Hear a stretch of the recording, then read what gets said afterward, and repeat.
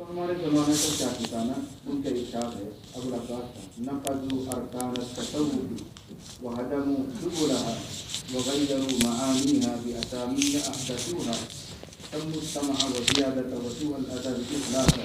یہ لمبی عبارت عربی کی، اس کے موٹا مطلب یہ ہے کہ حضرت ابو العباس فرماتے ہیں لوگوں نے تصوف کے پایوں کو ہی ظاہر کر دیا، تصوف کی جو بنیاد تھی ان کو ہی ڈھا دیا، طریقوں کو مٹا دیا اور ان کے معنی کو بدل دیا، اور رسم و رواج میں وہ مبتلا ہو چکے ہیں. یہ انہیں لوگوں کو بارے میں کریں جو تھوڑا سا اشارہ میں نے کیا تھا کہ بازاروں پر پڑے رہتے تھے، قوالیاں گاتے تھے، جھومتے رہتے تھے، نہ نماز کے نہ روزے کے، ان کے بارے میں تصوف کی بنیادی ڈھا دی.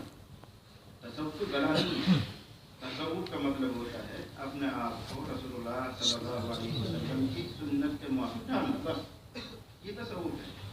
اور حدیث شریف میں نے پہلے بھی ایک لطیفہ آپ کو سنایا ہوگا، حضرت شیخ زکریا رحمۃ اللہ علیہ سے ایک بڑے عالم نے پوچھا تھا یہ تصوف کیا بلا ہے. اصل میں ان کو تصوف سے مناسبت نہیں تھی، حضرت شیخ سے بھی جوڑ نہیں تھا، ایک مجبوری میں ان کو حضرت شیخ کا یہاں آنا پڑتا تھا. حضرت شیخ سے پوچھ رہے ہیں کہ تصوف کیا بلا ہے. حضرت نے فرمایا بلا نہیں ہے، بلکہ اس کی ابتدا ہوتی ہے انما الاعمال بالنیات سے، اور اس کا اختتام ہوتا ہے، انتہا ہوتی ہے ان تعبد اللہ کانک تراہ.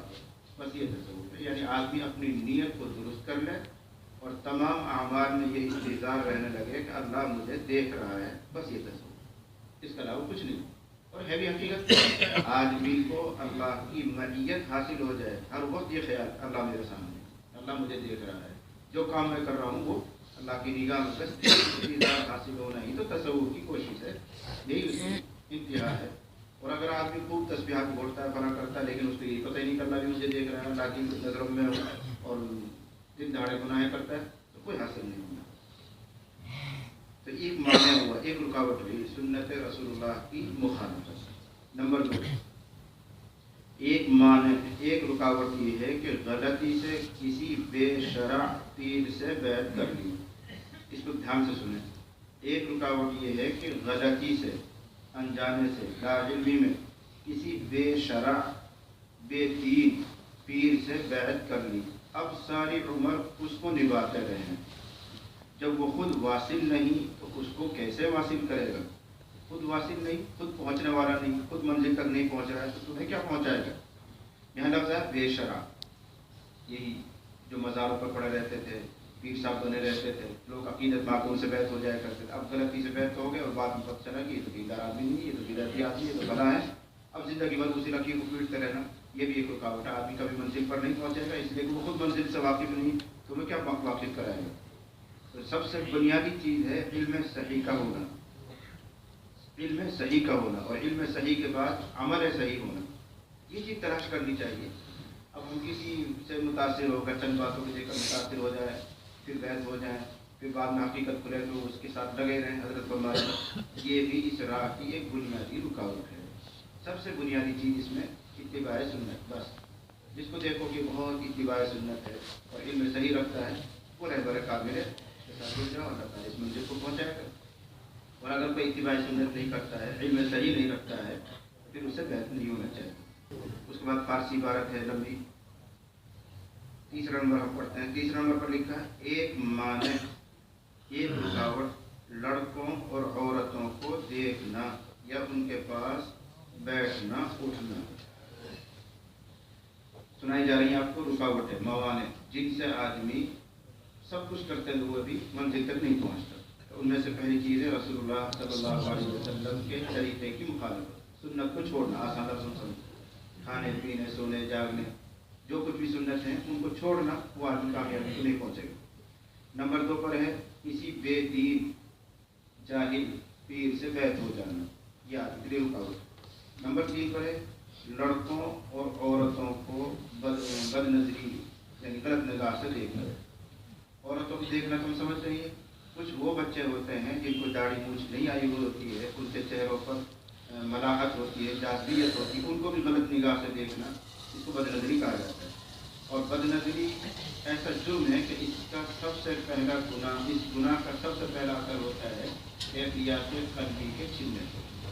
اس لیے بد نظری کی دل کی کیفیت قلب ہو جاتی ہے. نہ رونا آتا ہے، نہ دعا کے لیے جی چاہتا ہے، نہ نماز کے لیے، نہ تسبیح کے لیے، اس پر اثر پڑتا بد نظری کا. بہت تفصیل سے علماء نے خاص طور سے صدر اکرام نے اس پر کلام کیا ہے کہ بد نظری جو گناہ ہے اس کا پہلا اثر ہے کیفیات قلب کا سلب ہو جانا. وہ لذت باقی نہیں رہتی. پھر اگر بد نظری میں مبتلا ہے آدمی تو دوسرا اثر پڑتا ہے تقلیل عمل. عمل گھٹنا شروع ہو جاتا ہے. 12 تسبیح کرتے تھے، اب گھٹتے گھٹتے 6 پا جائے گا، پھر گھٹتے گھٹتے 3 پا جائے گا. یعنی وہ عمل کم ہونا شروع ہو جائے. پہلا وہ ابھی بھی پڑھتے تھے، اب وہ چھوٹنے لگی. پہلے سنتیں پوری پڑھتے تھے، اس کے بعد نفل بھی پڑھتے تھے، اب نفل چھوٹنے لگی، سنتیں بھی ترک ہونے لگی. یہ تقلیل عمل اس کا وبال ہے. پھر بھی اگر باز نہ آئے بندہ،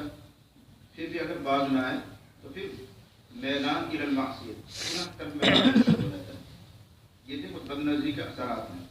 بد نظری کا پہلا اثر یہ مرتب ہوتا ہے کہ کیفیات سلب ہو جاتی ہے. دوسرا اثر جو ہوتا ہے عمل کم ہونا شروع ہو جاتا ہے، توفیق چھینی شروع ہو جاتا ہے. اور تیسرا عمل یہ ہوتا ہے میلان ہونا شروع ہوتا ہے معصیت کی طرف، گناہوں کی طرف بد نظری سے.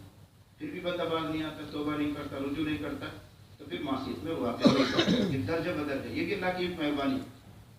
کچھ نشانیاں شروع ہو جاتی ہیں، کچھ تبدیلی ہونی شروع ہو جاتی ہیں. آدمی سمجھ جائے، توبہ تلا کر لے، استغفار کر لے، واپس ہاتھ شروع ہو جاتا ہے.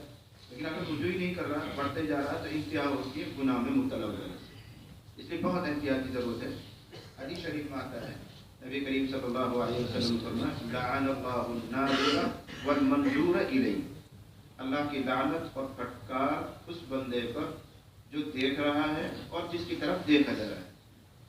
بد نظری کرنے والے پر بھی اللہ کی لعنت ہے، اور جس کی طرف بد نظری کی جا رہی ہے اس پر بھی لعنت، جبکہ وہ بد نظری کرانے والا بھی اس کا منشا رکھتا ہو، خواہش رکھتا ہو. جیسے بعض عورتیں ہوتی ہیں بناو سنگار کر کے بے پردہ گھومتی، اس کا منشا یہ ہوتا ہے کہ چھوٹے چھوٹے مجھے دیکھیں، لڑکے مجھے دیکھیں، اس پر بھی لعنت. یا کوئی نوجوان جو خوبصورت ہو، اس کا منشا یہ ہے کہ لوگ مجھے دیکھیں، اس پر بھی لعنت. اور جو دیکھ رہا ہے اس پر بھی لعنت. ظاہر بات ہے جس پر اللہ کی لعنت پھٹکار ہو وہ کیسے واصل ہو سکتا ہے، وہ کیسے منزل تک پہنچ سکتا ہے. پہنچے گا تو وہ جس کو رحمتیں مل رہی ہیں اور یہاں پر اثر اس پر لعنت. یہ حدیث شریف ہے لعن اللہ الناظر والمنظور الیہ. اس لیے بد نظری سے بہت احتیاط کی ضرورت ہے. یہ وہ گناہ ہے جو ہمارے اس طبقے میں زیادہ پایا جاتا ہے. سنت کا اہتمام بھی کرنے کی کوشش کرتے ہیں، اور غیر شرابی سے بھی ہم نہیں وابستہ ہو رہے ہیں، کرتے جان بوجھ کے ارادہ کر کے دھوم دھام کے کسی اچھے سے ہی وابستہ ہوتے ہیں. لیکن ایک مرد ہے ایسا گناہ ہے